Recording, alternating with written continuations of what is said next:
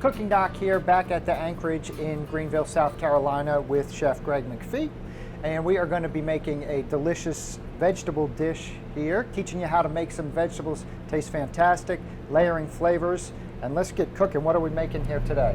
So today we're making a nice, I would almost call it a farro. So it's a take on a risotto, but made with farro. The only difference is we're really going to let the vegetables and mushrooms be at the forefront of this dish. So this is a pearled farro. Okay. Typically we'll have three different sizes. We'll have the piccolo, the medio, and the antica, which would be the longer. Okay. This one has been cooked almost like a risotto. So we've taken a little bit of garlic and onion, and we sweat that down with a little bit of olive oil. Then we add our farro in and toast it in the olive oil until it starts getting aromatic. Okay. Then we are gonna deglaze or just pour into the pan just a little bit of white wine. Okay. And just gradually add vegetable stock until it's layered and it's basically completely cooked. So you don't want to see the grain blow out. If it's all puffed and blown out, it's overcooked. But when you taste it, you want to have a little bit of toothiness, but it'll be nice and tender and it won't necessarily agitate you or get stuck in between the teeth. So it takes about, for a smaller batch, it's going to take about 25-30 minutes. But the best thing about it is you can do it ahead of time, and then you can keep it in the fridge for up to 7 days. The most important thing for us at the restaurant, again, we touched on it before, is layering. So understanding the little things that you can do to your recipe to make them more like a restaurant dish versus a home-cooked dish. And I think a lot of that goes back to using what we're going to call aromatics, which could be things like ginger, our shallots, our scallion bottoms, and then of course herbs to finish. And things like fresh citrus, whether it's lime juice or soy, or in this case, lacto-fermented shiitake liquid. So we've taken all of these nice shiitakes that we've got, and when we process them, we always take the stems off, and you probably throw them in the compost bin or throw them in the trash. But these have so much value to them, especially with as expensive as good mushrooms are. Okay. There are lots of different ways that you can utilize them. You can put them into the food processor and use it as a meat substitute in like a bolognese. The stems? The stems. In a food processor. Yep. And use it as a meat substitute. Yep. If you take that and eggplants and basically sweat it down and cook it long enough, it's going to replicate that flavor and you're going to get something that's nice and rich. You can also roll in nuts and give it a little bit of texture. Otherwise, all we're doing with this is we're just salting them and allowing for the moisture, because fungi have tons of moisture. This thing's probably 90% water. So whenever we salt it, we're going to get that liquid that comes out, and that's going to get that sort of extraction or that essence of the mushroom that we then can use as a salt element later down the road. This little bit right here would probably last the average person about a month at their house. Okay. What we're going to do is we're really going to kind of show you today how to get the maximum texture and flavor from your mushrooms, how to avoid getting kind of soggy and disgusting eggplant, and then keeping our greens nice and bright and green, and understanding how to tell when the vegetables are finished so that you can have a complex dish that has a lot of layers, but it has that conflicting texture that's going to give you something that's going to be a little bit more satisfying. This is bok choy from Bioway Farm in Ware Shoals. So this is one of our certified organic farmers. These are local green onions, a little bit of fresh ginger, and then we're utilizing the whites or the bottoms of the onions in a different way. These three things are going to be the punch that's going to bring out the best of our larger scale ingredients. We're going to go ahead and just put a little bit of olive oil just into the pan, just about a tablespoon and a half. Don't really need a lot. And we're going to be able to coat the bottom there? Enough to coat the bottom. We can see that it's starting to smoke. And what we're going to do is we're going to throw our scallions, our shallots, and our ginger into the pan. You don't have to be really good at flipping. You just, agitating is doing a lot of different things. One, you're mixing your product so it's not going to caramelize in one specific spot. It's also letting more oxygen into the oil, so you're getting your heat back up. If you don't have the best stove at home, if you push it like that, make sure you're holding it on the flame, because then you're going to allow that oxygen. In the same way that you're stoking a fire, it's going to help you to get your heat back up. And we can go ahead and sort of pump the brakes a little bit by adding our shiitakes in. So that's going to bring the heat down a little bit. That's going to bring the heat down. It's also going to introduce some moisture into the dish. And then we're going to go ahead and add our eggplants. You can't unburn your vegetables, so don't be afraid of the heat, but also Don't burn your vegetables. Yep, don't burn your vegetables and don't boil your vegetables. So you got to be somewhere in between. Again, we're relying on caramelization to accentuate our flavor.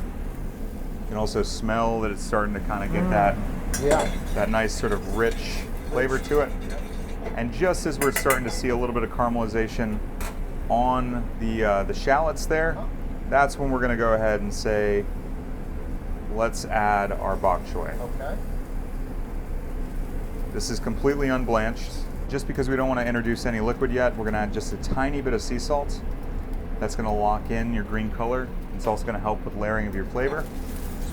So you're still trying to get a little, tell me why you're not adding any liquid at this point. Because there's so much liquid in the bok choy itself, what you're going to see is you see that sheen, that's all the liquid escaping. Okay. If we add water right now, or if we add vegetable stock right now, it's going to have to cook too long, and then you're going to have vegetables that are overcooked or brown. That's the thing, is a lot of people are afraid just to put vegetables directly into the pan. Yeah.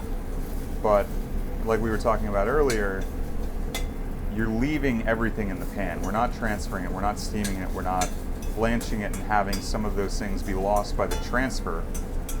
And you can see you're still getting that nice, brilliant green color.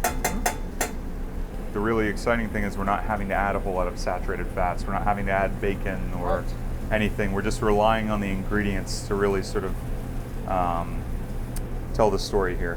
So as soon as the bok choy is broken down just a little bit, we're gonna go ahead and add in some green onion tops. Then dry, we're gonna add our cooked farro just on top. All right? Okay. And we're almost gonna build up what the French would call a fond, which is gonna be all the caramelized sugar on the bottom of the pan. So do you keep scraping that stuff off when you're going through? You keep scraping, and then the best thing that we're going to do here is we're then going to take our lacto-fermented shiitake liquid. There it is. And this is what you would call deglazing. So by deglazing, we're taking that liquid, and then I can scrape all that good fond right off of the bottom. Or if you're on a low sodium diet, you can just use vegetable stock, which is what we're also going to use here. So we're going to just add it in just a little bit. And what that's going to do is it's going to allow for all of those flavors to get all the way through the farro. And we're going to rehydrate the starch, which is going to give us sort of that more risotto-y type texture. One of the tricks we use at the restaurant is keep an eye on the bubble size. You know, when you see it bubbling, the larger the bubbles, the higher concentration of sugar there is. And that's when you know that your texture is going to be about right. Or the viscosity, you know, if you're talking about cooked fruits or vegetables. As the bubbles become more concentrated and almost like dime-sized, that's when you know it's going to be viscous to where it'll coat the back of the spoon. You can kind of see how it's becoming a little bit larger. A little bit of pepper. Again, thin herbs. And don't be shy with the herbs. You know, I think that's one of the most important things in the cookery. And you can see now that we've had that veg stock in there, all that fond is gone and it's worked into your dish. Right, that's we're talking again about caramelizing the sugars that are naturally existing in the grain and the vegetables, so we're not having to add anything into it. What we want to do is make sure the bok choy is not overcooked, so we're going to turn the heat off. And we can go ahead and bring it over here. So we've pulled it off the heat, just to make sure that we're not going to overcook our vegetables, because again, we want as much nutritional value to them and we want as much texture to them as possible. A good way to stop the cooking is to add a little bit of room temperature citrus juice. Okay. So we've got our lime. What people don't think about citrus is it's sugar.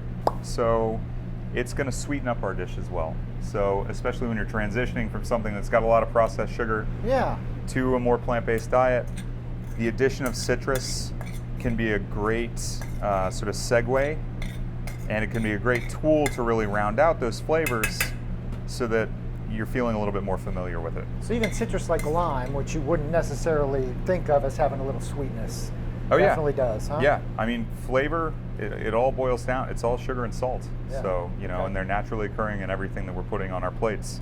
So it's just utilizing and maximizing what the ingredients have to offer. Okay. All right, and then we'll just, we'll plate it pretty simply as if we're at home here. Okay. You don't have to put truffles on things. You don't have to put gold flake on there. You can get the best results with the most simple ingredients, for sure. It's beautiful, and it just takes you some time, right, to learn the patterns, like you were talking about how to take fresh food and make it into something that tastes so good. It's like a golf swing. It's repetition. So I could never improve my golf swing. Me neither. So that's why I cook. But, perfect. Yeah. All right. So, Awesome. All right. Taste. Well, dig in. Look at that. Okay. So many colors and textures. Wow. That was fantastic. Awesome. And so somebody could make this at home pretty easily. Yeah. I think. It's basically just dicing some vegetables and then having the right ingredients and some maybe cooked farro. Now, if we don't have farro, a lot of my viewers kind of balked at my farro when I made a farro recipe. Well, what can you use instead? You can use bulgur wheat. You can use quinoa, rice. Okay. You can say I don't really want the grains and substitute something like cabbage or carrots or root vegetables. Really, the grains are going to be there. It's going to be a little bit more of a filling component to it. Yeah. I would recommend using something that's a little bit more hearty or old world. You don't want to use white rice clearly or anything along those lines, but you can substitute anything. You could put roasted pumpkin into this in the fall, winter squash. You could make zoodles and just sort of have it all set. So there's a million different directions. A million different directions. You'll always sort of have a good result if you just keep throwing beautiful vegetables into the dish. I couldn't have said it better myself. That's perfect. Well, thank you so much for joining us today, Greg. Thank you for letting me into your kitchen. My pleasure. And showing us how to make these fresh vegetables taste so good. I've hoped you learned something. I've learned about 1,000 things here. Make sure you visit the Anchorage restaurant in Greenville, South Carolina. There is no better place to eat dinner or a Sunday brunch. We'll see you next time. Make sure you check out the website. We've got lots of videos, thecooking.co, lots of great recipes, breakfast, lunch, dinner. Follow us on Facebook and YouTube, and we'll see you next time. Thank you for watching The Cooking Dot. Healthy cooking made simple and delicious.